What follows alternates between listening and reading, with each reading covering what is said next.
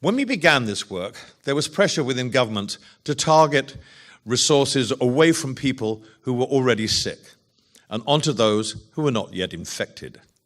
I was convinced then that attention had to be paid to everyone. Today, we know that treating people living with HIV so that the virus in their blood is suppressed is the best way to stop them passing the virus on. It is what we call undetectable equals untransmittable, and it has changed the AIDS fight completely. So our moral instincts and the data tell us the same thing. Nobody can be excluded. Do not differentiate between those infected and those at risk of infection. Do not exclude anyone because they fail to conform to what somebody else defines as a conventional political, religious, or moral norm. Do not refuse care to anyone because they buy or sell sex. We have not succeeded in this by any means. We are not yet close to achieving what Diana's gesture bids us to do. In the United Kingdom, there are still 100,000 people living with HIV.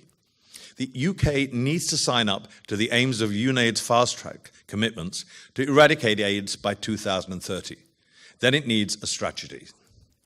PrEP, with its proven protective power, needs to be expanded.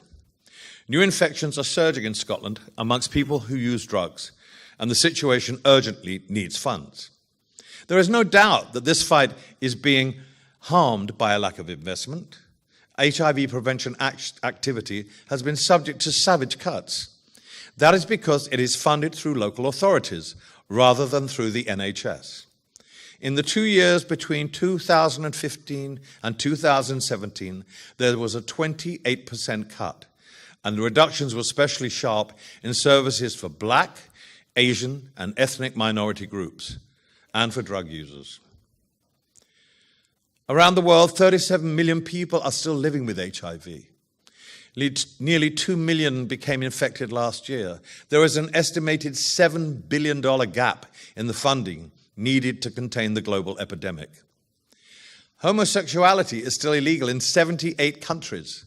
38 of those countries are members of the Commonwealth or former British colonies. In places where prejudice thrives, so does HIV.